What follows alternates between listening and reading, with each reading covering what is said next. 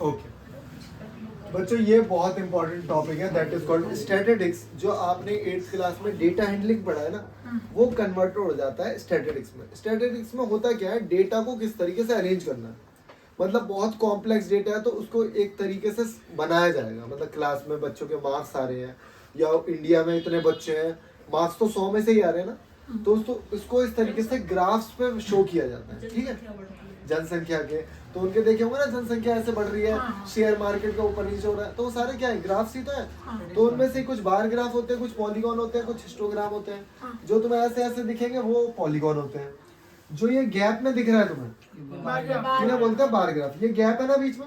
अच्छा, यहाँ पे क्या होता है, देखो यहाँ पे कोई नीचे इंटरवल्स नहीं होते। यहाँ पे नीचे क्या है ना, कोई इंटरवल नहीं है। यहाँ पे कुछ भी हो सकता है। मान लो मैं तुम्हें एक और आसान एग्जांपल देता हूँ कि मैंने कुछ किसी बीमारी का नाम है क्या, बीमारी का, हाँ बीमारी, बहुत बढ़िया। मान लो मैंने खरीदे 10 पेन, 10 पीस खरीदे। पेंसिल खरीदी मैंने 15, और मैंने स्केल खरीदे 5। ठीक है, तो मैं जब ग्राफ बनाऊंगा तो ये 5, 10, 15, और यहाँ पे लिखूंगा मैं इस तरीके से। ये हो जाएगा मेरा पेन का। तो पेन कितना है, 10 है, तो मैं इसे ले जाऊंगा यहाँ 10 तक। फिर मैं लिखूंगा एक छोड़ के पेंसिल का, जो कि है 15 ऊपर तक, तो मैं लिखूंगा पेंसिल। और फिर मेरा स्केल है 5, और जो कि यहाँ तक आएगा 5। ये हो गया मेरा क्या, स्केल। ये हमारा जो गैप में होता है, these are called bar graph. ठीक है, ऐसा कुछ नहीं है, सिर्फ बार ग्राफ है। बार में बार होते हैं, जैसे चॉकलेट के बार रखे होते हैं ना, ये बार से, दीज आर कॉल्ड बार। तो इसे क्या कहा जाता है, बार। अब जैसे मान लो यहाँ पे लिखा मैंने number of students, number of students. जैसे मैंने स्कूल का डेटा कलेक्ट किया या क्लास का डेटा कलेक्ट किया, तो मैंने देखा जनवरी में कितने बच्चों के बर्थडे आते हैं, और यहाँ पे मैंने लिख दिया देयर बर्थडेज। हाँ, बर्थडे, बर्थ, ठीक है, ये हमारे क्या है, बर्थडे। तो यहाँ मैंने देखा जनवरी में 5 बच्चों के बर्थडे है ना, या 5, सुनो ये ऐसे भी हो सकता है 10, 20, 30, 40। तो जनवरी में कितना है, स्कूल का डेटा, मान लो 50 बच्चों के बर्थडे जो है जनवरी में आ रहे हैं। फरवरी में 65, फेब में ज्यादा है, 65 हो गया। मार्च में इन दोनों के बीच में लगभग डेटा यहाँ आ रहा है 40, तो 40 और 50 के बीच में कुछ भी हो सकता है। वो तो प्रॉपर जब बनाया जाएगा ग्राफ, तो बड़े आराम से आप निकाल सकते हो। तो फिर देखा, अब वो पूछेगा, पता क्या, बताओ कि सबसे ज्यादा किसमें, मैक्सिमम किसमें, तो उसे मोड कहा जाता है। जिसकी मैक्सिमम फ्रीक्वेंसी होती है ना, उसे कहते हैं मोड। अभी आप पढ़ोगे मीन, मीडियन, मोड। तो जिसकी हाईएस्ट फ्रीक्वेंसी होती है उसे क्या कहते हैं, मोड, सबसे ज्यादा। ठीक है, और मीडियन का एक अलग फॉर्मूला होता है, उसे अभी सिखाया जाएगा। अच्छा, अगर मैं पूछ लूं आपसे कि what is the difference between Feb and July, Feb में जितने बर्थडे आ रहे हैं और जुलाई में जितने बर्थडे आ रहे हैं, उनका डिफरेंस बताओ। तो फेब के निकाल लोगे और जुलाई के निकाल लोगे, दोनों का डिफरेंस बता दो। तो वो किसी भी तरीके से घुमा फिरा के क्वेश्चंस को पूछ सकता है। बस इतना पता है होना चाहिए कि बार ग्राफ जो बनेगा वो इस तरीके से बनेगा। ठीक है, इधर देखो, यहाँ पे मैंने बोला मार्क्स, स्टूडेंट्स के क्या है, मार्क्स। हो सकता है किसी के 0 से 10 के बीच में हो, 10 से 20, 20 से 30, तो इस तरीके से ये बनेगा। अब ये क्या होता है, कंटिन्यूअस होता है। अभी कंटिन्यूअस नहीं होगा तो वो भी मैं बताऊंगा किस तरीके से बनाया जाएगा। हाँ, तो मैंने आपको बताया, यहाँ ध्यान से देखना, मैंने बोला एक टेबल आपको दे रखा होगा वैसे पहले से, इस तरीके से आपको टेबल दे रखा होगा, और यहाँ पे दे रखा होगा 0 to 10, 10 to 20, 20 30, 30 to 40। बस बस बस, पता मुझे, आपको गिनती आती है। 50, 60, 60, 70, 70, 80, 80, 90 और 90 100। ठीक है, अब यहाँ पे क्या लिखा होगा, फ्रीक्वेंसी का मतलब क्या है, नंबर ऑफ स्टूडेंट, और ये हमारे मार्क्स है। ये क्या है, मार्क्स। अब मुझे यहाँ पे पता लगेगा, मैंने बताया आपको, जैसे 0 से 10 नंबर के बीच में कुछ बच्चे ऐसे होते हैं, तो मैं पता सिंगल डिजिट में नंबर लाते हैं, वो 2 बच्चे। कर लो बेटा बातें, अभी मैं बताता हूँ तुम्हें। ठीक है। उसके बाद 10 से 20 लाने वाले 4 बच्चे हैं, 5 देखो बच्चों, अब ये हिस्टोग्राम क्या है, यहाँ पे देख रखे हैं नंबर ऑफ स्टूडेंट जो कि है हमारी फ्रीक्वेंसीज, ये हमारे मार्क्स है। ये चार्ट आपको दिया जाएगा, ये चार्ट बनाना पड़ेगा, यहाँ फोकस कर लो। अब क्या 0 से 10 मार्क्स लाने वाले कितने बच्चे हैं? 2। तो यहाँ मैंने मार्क्स लिख दिए 0 से 10, 10 से 20। अच्छा सुनो एक बात बताओ, 0 से 10, 10 से 20 इस तरीके से मार्क्स लिखे हुए। अभी मैं आपको डिस्क्रीट डेटा भी बता दूंगा जहाँ से 0 से 10 और फिर 11 से 20 लिखा होगा। वो भी वो वाला डाटा देखा है ना आपने, अभी वही वाला डेटा बताऊंगा, फिर उसको कैसे कन्वर्ट करना वो भी सिखाऊंगा। एक बार पहले ये सीख लो कि किस तरीके से। हाँ, तो 0 से 10 कितने बच्चे हैं? 2 बच्चे हैं हमारे पास।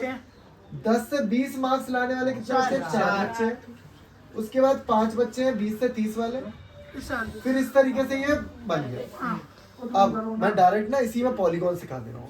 पॉलीगॉन कुछ नहीं है, आपको क्या करना है, इन दोनों के मिड पॉइंट्स को लेना बस, और डायरेक्ट पॉलीगॉन बनाना भी सिखाऊंगा मैं अभी, क्लास मार्क बनाऊंगा ना। अब इनको अगर आप ज्वाइन कर दोगे इस तरीके से,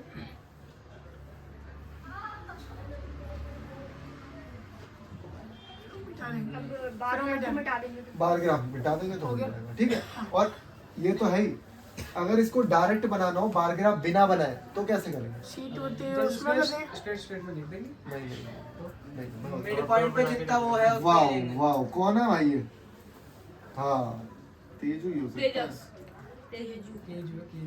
मिड पॉइंट निकाल लेंगे, पहले ही हम निकाल लेंगे यार। मैं क्या करूंगा, यहाँ से क्लास इंटरवल जो हमारा क्लास मार्क है वो निकाल लूंगा। ये इन दोनों का मिड पॉइंट क्या है? 5, दोनों का 15, 25, तो सीधे 5 पे ही बनाऊंगा। ये देखो 5 पे बना हुआ है, तो डायरेक्ट जो मैं बनाऊंगा ना यहाँ से सीधे 5 पे ही बनाऊंगा यहाँ पे पॉइंट, फिर 15 पे पॉइंट बनाऊंगा सीधे। 25। तो भैया ये सब बनाने की क्या जरूरत थी? नहीं थी, मैं बता रहा हूँ ना, अगर हिस्टोग्राम आता है तो बनाएगा हिस्टोग्राम, वो तो मैंने बता दिया कि अगर हिस्टोग्राम आता है तो हिस्टोग्राम बनाओ, पॉलीगॉन आता है तो डायरेक्ट पॉलीगॉन बना सकते हो। कैसे? 5 ये वाला लिख के, ठीक है। सारे इधर देखो बच्चों, ये क्या है, हमारे पास एक डेटा है जो कि इंटरवल, जिसके की इंटरवल इक्वल नहीं है। वैसे देखो यहाँ पे दिख रहा है 10 का गैप, 10 का गैप यहाँ पे, लेकिन 20 का गैप, और आगे आ रहे हैं तो 30 का गैप, तो हमें गैप इक्वल चाहिए होता है। तो अगर इक्वल गैप नहीं है तो क्या किया जाएगा, उसको ग्राफ कैसे बनाया जाएगा? तो बच्चे क्या गलती करते हैं पता आपको, 70 से लेके 30 तक में 8 ही हाइट बना देते हैं यहाँ पे, और वो जो होता है वो गलत होता है। जैसे 0 से लेके 20 तक बना दी उन्होंने फ्रीक्वेंसी 7, यहाँ पे 7 नहीं बनेगी, यही समझ रहा है तुम्हें। क्यों नहीं बनेगी? क्योंकि ये पहले तो इक्वल होना चाहिए। इक्वल नहीं है तो क्या एक फॉर्मूला लगाया जाता है, वो फॉर्मूला मैं आपको बता रहा हूँ, जो कि आगे आपको देखने को मिलेगा, ठीक है। सबसे पहले इनकी विड्थ, क्लास विड्थ लिखो मत, क्लास विड्थ देखो, इन दोनों का गैप कितना है? 20 का गैप, 10, 30। ओके। अब क्या करना है, ऊपर लिखना है फ्रीक्वेंसी, इसका मैं फॉर्मूला बताता हूँ। ऊपर लिखना है फ्रीक्वेंसी अपॉन में विड्थ, इनटू में लोएस्ट फ्रीक्वेंसी, इनटू में विड्थ, अपॉन में विड्थ, इनटू में लोएस्ट विड्थ। तो मैंने देखा, ध्यान से फॉर्मूला लिख रहा हूँ, 7/20, लोएस्ट फ्रीक्वेंसी कितनी है इसमें? 10, तो ये आएगा कितना?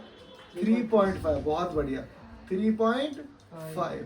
तो ये 7 ना बना के मैं यहाँ पे बनाऊंगा कहीं 3.5, ठीक है। उसके बाद देखा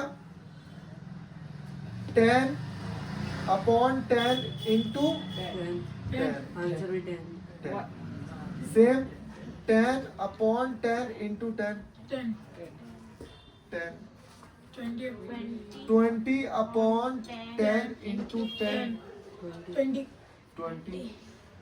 20/10 इंटू 10, 20। यहाँ पे भी 15/10 इंटू 10, 10 से 10 तो कट ही जा रहे हैं, लेकिन यहाँ पे देखो 8/30 इंटू 10, दैट इज 2.67, 2.66 से आगे चलता जाएगा। तो अब जब मैं ग्राफ बनाऊंगा तो मैं देखूंगा 0 से 20 क्या है? 3.5 है। ये जो पॉइंट है ये कितना है? 3.5 है। उसके बाद 10 है, ऊपर आ जाएंगे 10 पे। कहां तक 10 है? 40 तक 10 है। ओके, उसके बाद 20 है, 60 तक है।